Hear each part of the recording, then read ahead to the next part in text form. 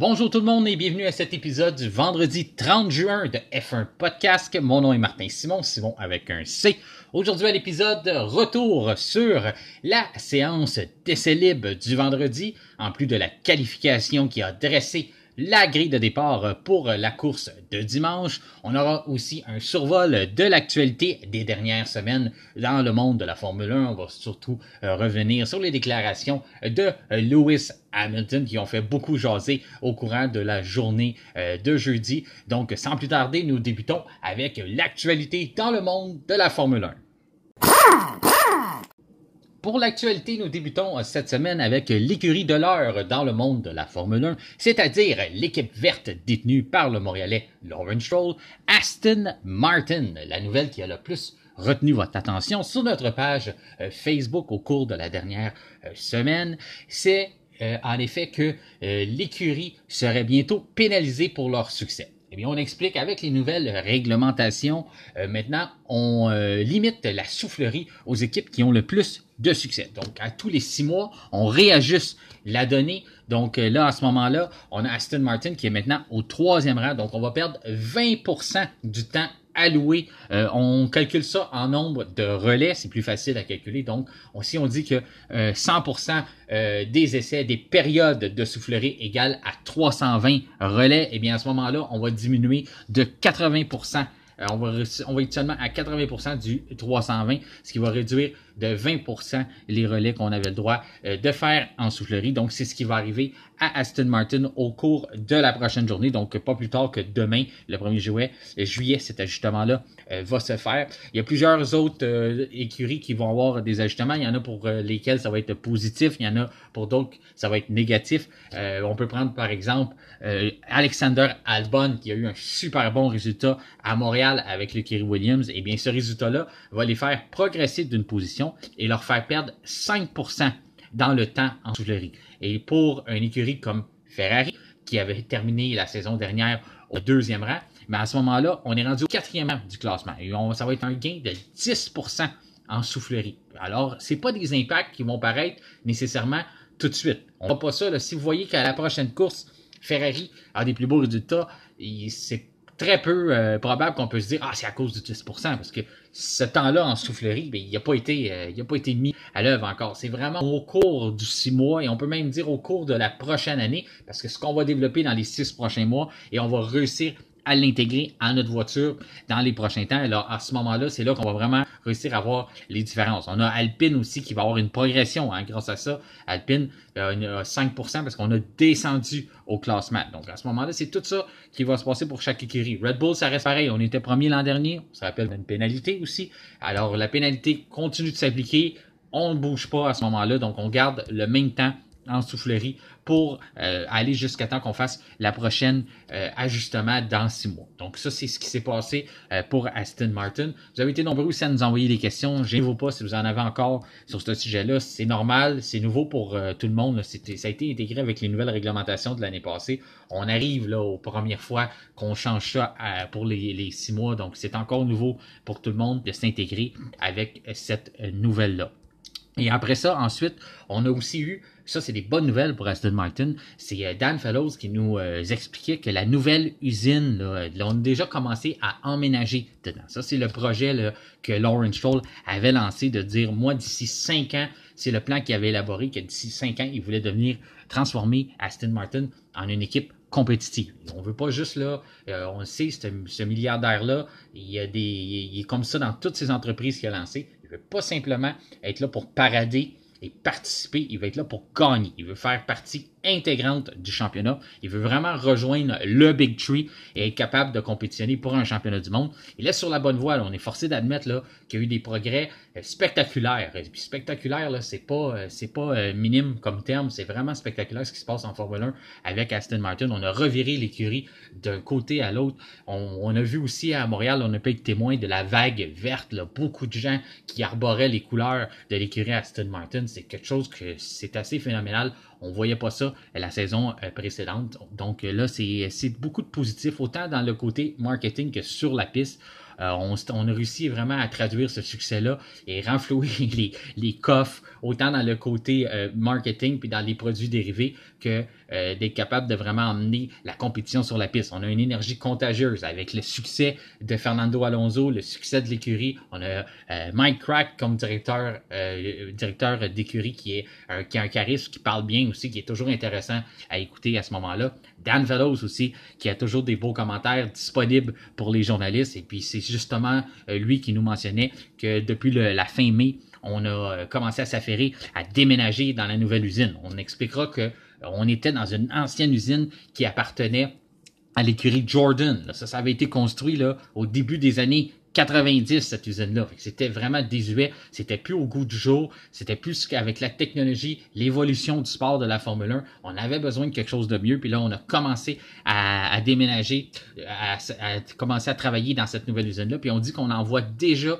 les progrès. C'est déjà quelque chose qui se traduit dans le travail pour le développement de la voiture. Donc, c'est des bien bonnes nouvelles pour Aston Martin. Si vous voulez voir ça sur notre page Facebook, on a mis aussi une photo de la super usine, puis on a mis un peu plus de détails aussi sur ce qui s'en vient. Là, on a un nouveau, bien sûr, on a une nouvelle soufflerie aussi, puis on a un nouveau simulateur à la fine pointe de la technologie. Donc, ça va être intéressant de vraiment voir ça d'ici les prochaines, on peut dire semaines, prochains mois, que ça va vraiment commencer à avoir un impact. On va être capable d'emmener des nouvelles pièces et de vraiment rattraper, faire jeu égal là, avec les autres écuries comme Mercedes et Red Bull qui ont des usines beaucoup plus récentes que ce qu'Aston Martin avait en utilisant la vieille usine de Jordan. L'autre grande nouvelle aussi, on en parlait justement de Red Bull, c'est qu'on a fait l'annonce, là, on vous en avait glissé un mot grâce aux déclarations d'Helmut Marko. Si vous êtes un fan de Formule 1 puis vous connaissez le docteur Helmut Marko, là, qui est le directeur du personnel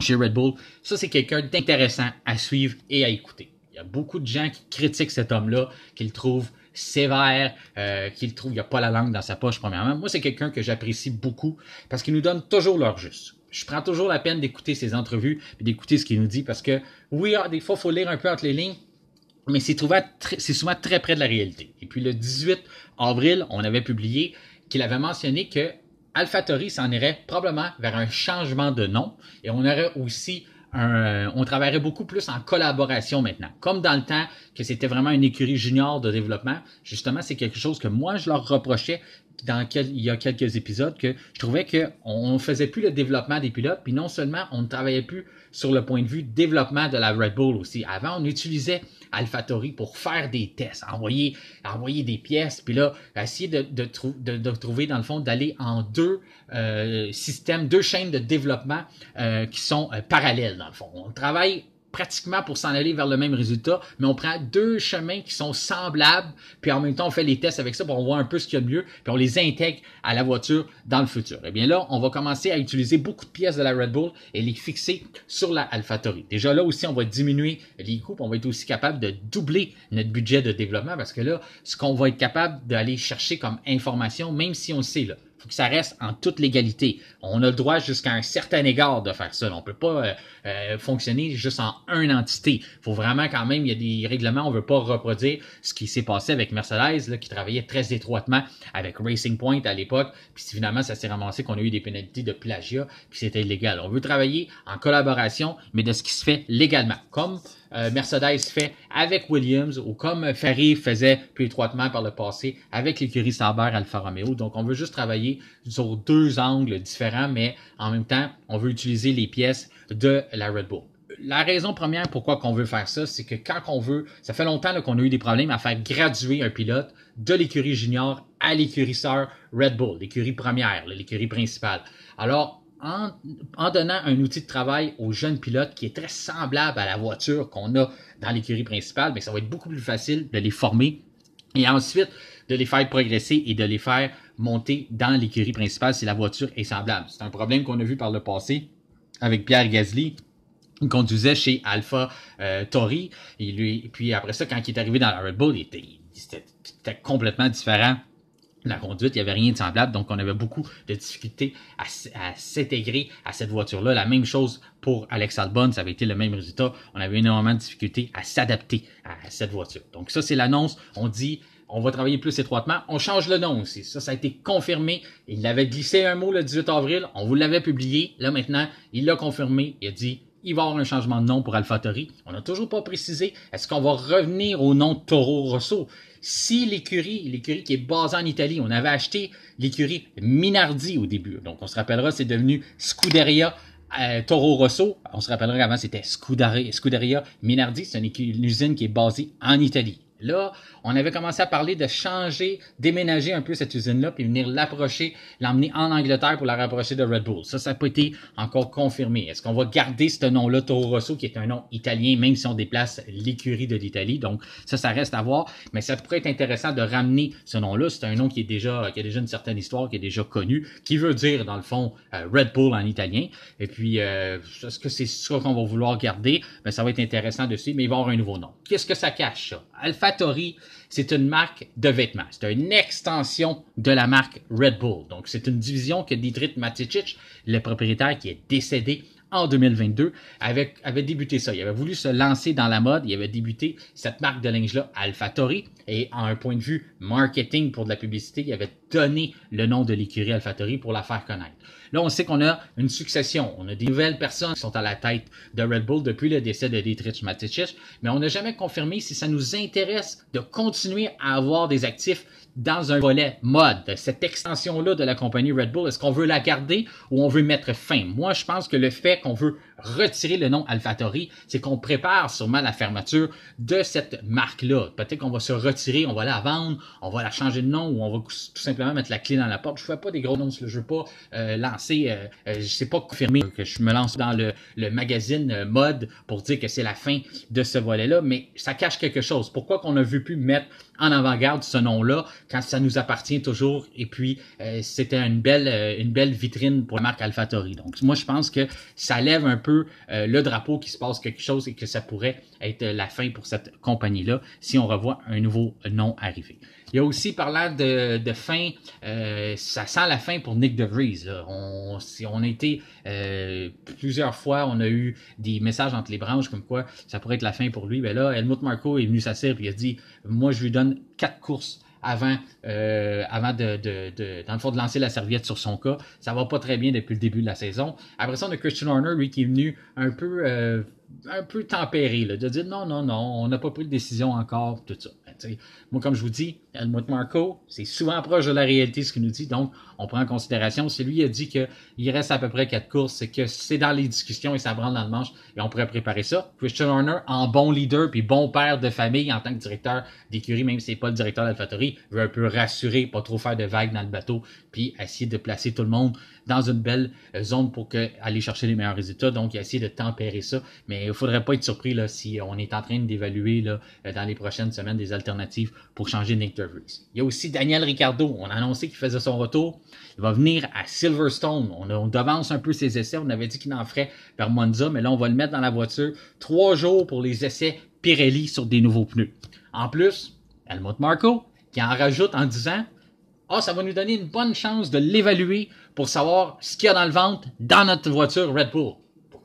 Pourquoi donc mentionner ça? Eh bien, on ne se cachera pas. Sergio Perez a de très mauvais résultats depuis Miami. On sait que ça l'a cassé moralement ce qui s'est passé de voir son coéquipier monter de la 9e place et lui ravir la victoire au fil d'arrivée à Miami. Donc, depuis ce temps-là, il n'est plus le même sur la piste. Il semble cassé. Et là, on commence à préparer des alternatives.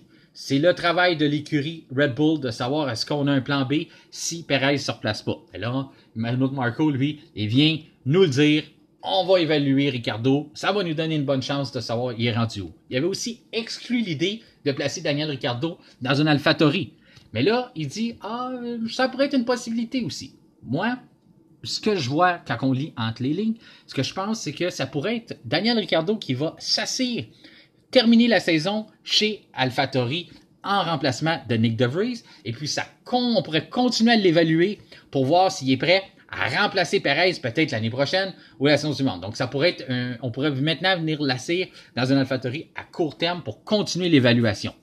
Pourquoi que je pense ça? c'est qu'il avait dit catégoriquement qu'il ne s'assirait pas. Helmut Marko avait dit on ne le mettra pas dans un AlphaTauri. Puis là, tout d'un coup, la semaine dernière, en même temps qu'il fait l'annonce qu'il va essayer la Red Bull, ah oui, ça pourrait être une alternative de l'assir dans l'AlphaTauri. Donc, il est ouvert à la porte, en même temps qu'il nous avait glissé que c'était probablement la fin pour Nick De Vries si d'ici 4 courses, il se replaçait pas. Donc, on voit un peu les morceaux de casse-tête qui sont en train de se mettre en place. Il y a aussi la grosse nouvelle de la semaine là, qui n'a pas lâché, c'est Lewis Hamilton et son contrat. Il aurait demandé à l'écurie Mercedes, là, vous êtes bien assis, là, ça vient du Daily Mail. On va prendre toujours ça avec une pincette, sauf que le Daily Mail, oui, c'est jamais nécessairement confirmé, mais encore là, des fois, il n'y a pas de fumée sans feu en Formule 1. Là. Du drame, je veux dire, il y en a beaucoup du drame en Formule 1, puis des fois, là, s'il se passe quelque chose, des fois, on peut dire, mais ça n'a pas de bon sens, mais des fois, c'est pas très loin de la réalité. Donc, supposément que Lewis Hamilton, sa demande contractuelle, on nous avait dit, là, chez Mercedes, ça va être réglé, c'est une question de temps, là. On avait même dit avant Montréal ou à Montréal. Mais là, à Montréal, on n'a pas posé de questions là-dessus. Et on a réussi à naviguer autour du sujet. On s'est pas rendu à ces questions-là. Puis finalement, c'est toujours pas réglé. Puis là, c'est rendu que on n'a plus de nouvelles vraiment sur son contrat. Le Daily Mail, cette semaine, si on gratté l'affaire, eux autres, ils nous ont sorti que, supposément que Lewis Hamilton demandait 200 millions pour 10 ans dans l'écurie Mercedes. Mais là, vous dites, mais voyons donc, à l'âge qui est rendu, 10 ans, ça n'a pas d'allure. Mais là, lui, ce qu'il voulait préparer, c'est son après-carrière. Ce qu'il demandait à Mercedes, c'est de dire, donnez-moi un contrat garanti de 200 millions. Aussi une clause que si je remporte un championnat, j'ai un boni de 15 millions. Ça, c'est ce qu'il demandait. Et puis, il veut avoir un contrat de 10 ans garanti. Mais ensuite, s'il prend sa retraite, entre-temps, ce qu'il risque fortement de faire, là, on s'entend, 10 ans, il ne se rendra pas jusqu'à 48 ans en Formule 1. Et mais, on ne sait jamais, il faut dire qu'un talent comme Lewis Hamilton, puis on voit que Fernando Alonso est toujours en Formule 1 à 41 ans, puis ça a l'air d'aller plutôt bien pour lui. Mais normalement, on ne se rend pas jusqu'à 48 ans en Formule 1. Bon, à ce moment-là, lui, il dit, moi, après ça, je veux devenir un ambassadeur de la marque. L'offre qu'on lui offre du côté du clan allemand, c'est plutôt de dire, non, on te donne 1 an de contrat, puis avec une option pour une autre année. Alors, on lui offre 2 ans, et puis lui, il en veut 10. En plus, on n'a pas parlé de salaire là, à ce moment-là. Lui, il veut 200 millions avec des bonis. Chose. Fait que là, pour l'instant, on a une impasse, puis là, ça serait vraiment dans le camp de Lewis Hamilton de réduire ses offres et de soumettre une offre plus raisonnable à l'écurie Mercedes. Donc ça, c'est ce qui se passe présentement. Donc ça va être un dossier à suivre. Ça nous explique un peu, même si on prend pas tout ça pour que c'est 100% vrai, puis c'est vraiment ça la vraie histoire, eh bien ça nous donne un peu plus d'explication pourquoi ce qui devait être réglé facilement à Montréal n'est toujours pas réglé. Donc on prend ça en considération, ce qui se passe là. On va avoir plus de détails, c'est certain au cours des prochaines semaines, mais moi j'en reviens à dire, il se passe quelque chose dans ce dossier-là, c'est pas normal que c'est pas déjà réglé. C'est ce qui résume un peu l'actualité pour cette semaine. Maintenant, on peut passer à notre week-end de course en direct du Red Bull Ring, un sprint shootout.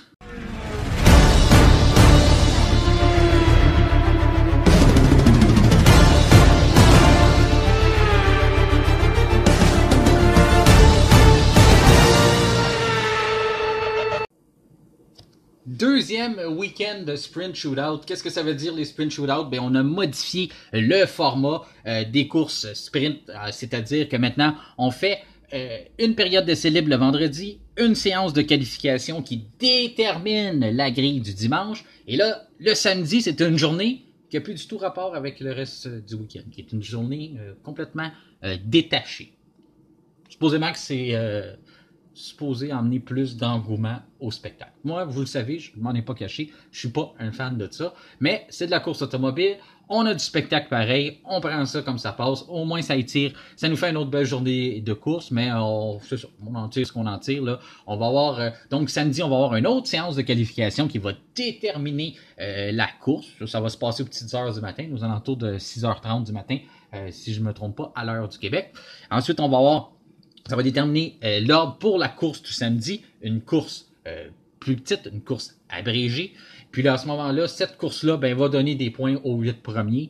Puis dimanche, on retourne à ce qu'on fait à la normale. Là, on retourne avec la grille de départ qui a été prédéterminée par ce qu'on vient de régler aujourd'hui dans les qualifications. Donc, c'est ça la sprint shootout. On a aussi réglé le fameux problème qu'il fallait absolument qu'on se présente avec des gommes neuves, sinon on pouvait pas participer à la Q3 parce qu'en Q3, ça prend des gommes neuves absolument. On se rappellera là, qu'on avait Lando Norris et Tsunoda qui avaient été disqualifiés à Bakou lors de la première fois qu'on avait tenté cette formule-là. Ben là, ça, la FIA, là, on s'est révisé. On a retiré ce règlement-là. Mais par contre, on garde toujours, moi, ce que j'aime pas, on garde que en Q1, on est forcé de prendre une gomme médium.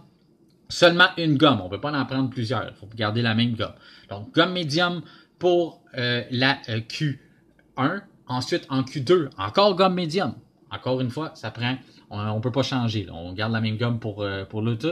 Après ça, en Q3, on s'en va avec la gomme tendre. On a droit à un train de pneus aussi pour cette chose-là. Fait que moi, ce que j'aime pas, c'est que non seulement on veut voir les voitures rouler sur la gomme la plus rapide, c'est ça qui est le fun des qualifications, et puis en Q3, eh bien, une fois qu'on a fait un tour, là, il n'y a plus de suspense. S'il y a personne qui s'est vraiment raté, là, mettons, je vous donne un exemple, Verstappen, il fait un temps canon avec sa gomme tendre flambant neuve en Autriche, là, il fait ça. Là. Puis là, après ça, ils vont rentrer au garage, puis ils vont nous faire croire, là, on va attendre 5 minutes, puis ils vont nous faire croire que quand Charles Leclerc, admettons, ou Carlos Sainz va ressortir avec une gomme tendre déjà usée, qui a déjà fait un tour rapide dessus, il va être capable de faire un temps compétitif pour battre le tour que Verstappen a fait avec sa gomme flambant neuve. N'importe qui écoute la Formule 1 depuis un certain temps sait que c'est pratiquement impossible. Il y a dans très rares cas puis très peu de circuits que ça peut arriver. Donc là j'en parle puis ça va sûrement se produire. Là, il va arriver un miracle puis vous allez m'écrire « Non, Martin, c'est arrivé. » Mais vous savez que normalement, dans la moyenne, ça se passe pas comme ça. Là. Une fois qu'on a réussi à soutirer le meilleur du pneu sur un tour lancé, normalement, on ne refait pas un deuxième tour plus tard sur une gomme usée et être capable de battre le meilleur temps. Ça peut arriver dans certains cas là, en milieu de peloton, là, mais dans les 10 premiers, là, les 10 meilleures voitures, là, une fois que Verstappen ou même Leclerc va avoir fait un temps canon sur sa gomme tendre, ça s'applique aussi pour Verstappen. S'il rate son premier tour avec sa gomme tendre, il y a très peu de chances qu'il soit capable de rebattre Leclerc après ça. Donc ça se règle pas mal. On voit le premier tour de la Q3, après ça c'est pas mal réglé. On nous fait attendre 5 minutes le temps qu'on retourne à la dernière minute, mais c'est ce qui est arrivé à Bakou, là, on savait que c'était joué d'avance, c'était pas mal déjà terminé. Les améliorations pour le week-end, 2 écuries ont amené des améliorations majeures. Il y a Ferrari, vous pouvez les voir détaillés, là, ça je vous le dis souvent, mais une fois par semaine, quand il y a un week-end de course, le vendredi, on publie toutes les améliorations sur notre page Facebook. Si vous ne nous suivez pas déjà, c'est F1 Podcast sur Facebook. Donc, vous pouvez nous suivre sur cette page-là. Vous allez avoir plein de nouvelles. On publie à tous les jours de semaine, à tous les heures de dîner. Vous avez des belles articles. Vous pouvez être capable de lire ça, des bons articles. Vous allez aimer ça. Si vous ne suivez pas déjà, merci de vous rendre sur Facebook pour le faire. Eh bien, on publie les nouvelles améliorations pour la semaine de course. Donc, on a Ferrari qui commence à se rapprocher de Red Bull. On a le museau en avant, là, le petit trou qu'on voit sur la Red Bull, mais on a un peu intégré ça. Là. À l'image de Red Bull, on a un petit trou maintenant devant. On a aussi quelques autres modifications, mais c'est très majeur ce qu'on a apporté. On a même Carlos Sainz et Leclerc là, qui étaient très positifs, qui disaient ça va être un bon week-end, on se rapproche de Red Bull avec ça. C'est du positif. McLaren aussi, très positif ce qu'on amène. C'est notre grosse amélioration de la saison. On dit qu'on est capable d'aller peut-être relancer notre saison avec ce qui va se produire en Autriche. Puis on en a d'autres aussi améliorations qui s'en viennent. Là. On lance dans les prochaines semaines, là, on veut rattraper notre saison chez McLaren. Donc on promet beaucoup sur ce qui va arriver. Puis on dit aussi, on a mentionné que on ne va pas nécessairement régler la voiture pour être compétitif en Autriche. On va régler la voiture pour recueillir des données et continuer de pouvoir la faire évoluer avec ce qui s'en vient. Au début, on avait prévu tout emmener ça à Silverstone. Finalement, on a été prêt à temps. On a été capable d'emmener ça au Grand Prix d'Autriche. Fait à noter, seulement Lando Norris a les améliorations. Donc, Oscar Piastri, si vous voyez une grosse différence entre les deux, commencez pas à dire qu'Oscar Piastri traîne de la patte. Ce n'est pas nécessairement le cas. Il n'a pas encore les améliorations que Lando Norris va avoir sur sa voiture pour le week-end. On voit souvent ça, c'est courant en Formule 1. On se concentre, on réussit à amener les améliorations. Aussitôt qu'on les a livrées, on les emmène au circuit, mais on n'a pas nécessairement eu le temps d'accumuler assez de pièces pour faire 2 voitures. Il y a aussi le fait risqué. On annonce de la pluie pour la course sprint, mais McLaren a annoncé qu'on allait tout de même courir avec ces pièces-là. qu'on a fait les essais et la qualification aujourd'hui. Donc, on va se lancer avec ça. C'est très risqué, là. On ne le souhaite pas, on touche du bois, mais si, admettons qu'il arriverait un accrochage ou avec la pluie ou quoi que ce soit pendant les qualifications, et puis Lando Norris viendrait endommager sa voiture, ben, on n'a pas nécessairement les pièces de rechange pour garder ces améliorations-là sur la voiture. Donc, ça pourrait être assez catastrophique pour McLaren, mais on a un sentiment d'urgence, on veut rattraper le peloton, donc on a dit, on y va, all-in, si vous me permettez l'expression, et puis on y va le tout pour le tout, c'est plus en francisation, c'est plus français pour vous, et bien on a décidé d'y aller le tout pour le tout et de miser gros sur le week-end en Autriche. Donc, on a déjà vu les résultats. Vous avez vu la qualification, je vous en parle, je suis rendu là. Max Verstappen a signé le meilleur temps, c'est lui qui avait été le plus compétitif, c'est lui qui avait été le plus rapide pendant les essais libres aussi du matin.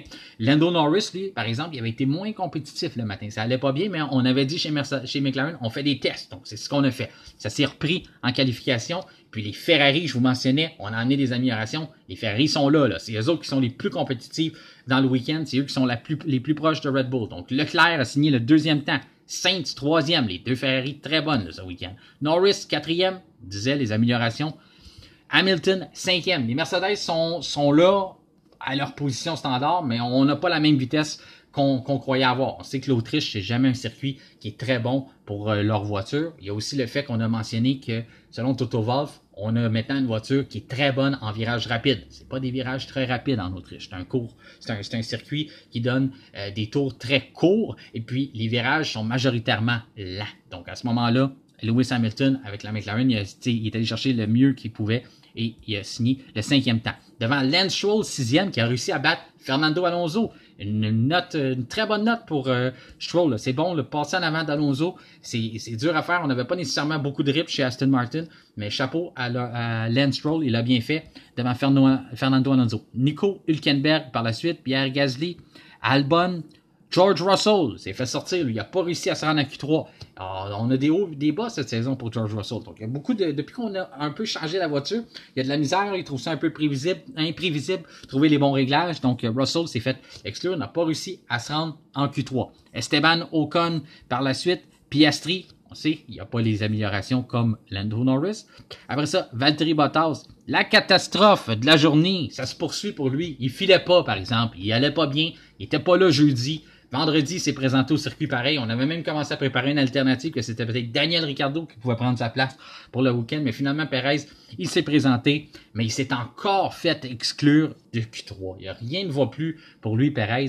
3 fois, il a traversé la limite. On était très sévère aujourd'hui. On sait au Red Bull Ring, les 2 derniers virages, on les prend en pleine vitesse et les voitures, ce qu'il y a de plus rapide, c'est d'essayer de sortir large en s'en allant vers la ligne d'arrivée pour être capable, en trichant un peu puis en sortant un peu plus large, on est capable d'ouvrir, de mettre le pied sur l'accélérateur plus rapidement, de sauter sur l'accélérateur plus rapidement, aller chercher beaucoup de vitesse. Donc à ce moment-là, si on triche un peu trop puis on essaie de virer un peu plus large pour être plus vite en ligne droite, mais en ce moment-là, on dépasse la ligne et c'est là que ça nous coûte un temps en pénalité. C'est ce qui est arrivé à Sergio Perez, mais ça lui est arrivé à 3 reprises. C'est arrivé à tout le monde, là. Tout le monde se faisait effacer des temps, on disait, t'as dépassé la limite, t'as dépassé la limite. On voyait ça constamment. C'est ce qui a mis de l'action dans cette séance de qualification-là. Mais Perez, on lui dit, écoute, c'est ta dernière chance. Vas-y, là.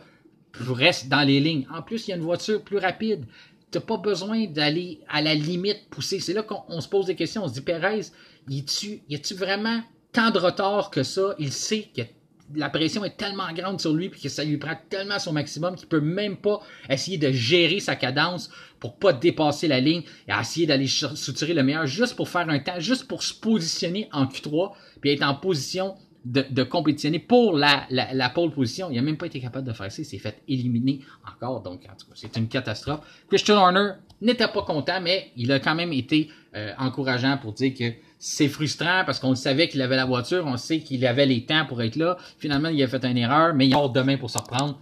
Il est capable de faire une bonne course, Perez, surtout sur le Red Bull Ring. C'est la voiture compétitive là-bas. On est à la maison pour Red Bull, donc c'est vraiment, ça va être intéressant de voir. Moi, je suis certain qu'il peut remonter, mais par le passé, on a dit ça à Montréal, on a dit ça sur d'autres circuits, puis finalement, il a réussi, il a suivi Carlos Sainz toute la journée, toute l'après-midi à Montréal, puis il n'a pas été capable de le dépasser. Donc, ça va être intéressant de voir, mais en fait, sur papier, il est supposé d'être là. Il y a aussi demain, il y a des points en jeu, là. Et demain, il serait supposé faire une bonne qualification, s'il vous plaît, ne pas dépasser les limites de la piste, ne pas se faire effacer de temps, puis d'être capable de faire une bonne course sprint pour essayer d'aller chercher un peu de points pour rattraper ce week-end-là.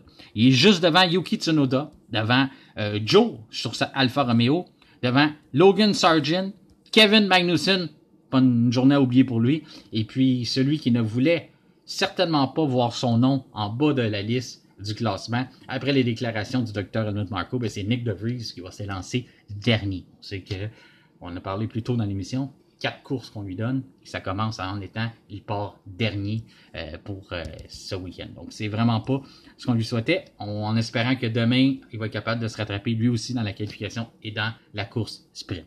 C'est ce qui complète les séances de qualification, notre épisode d'aujourd'hui. Je vous souhaite une bonne fête du Canada demain, un bon week-end pour célébrer la fête de notre pays, le Canada. Et j'espère que vous allez avoir un bon week-end de course, que vous allez en profiter au maximum, qu'on va avoir une bonne course sprint, ainsi qu'un bon Grand Prix dimanche. Et nous, on se revoit lundi avec notre épisode qui va être un retour sur le Grand Prix d'Autriche. Merci d'avoir choisi F1 Podcast et à lundi.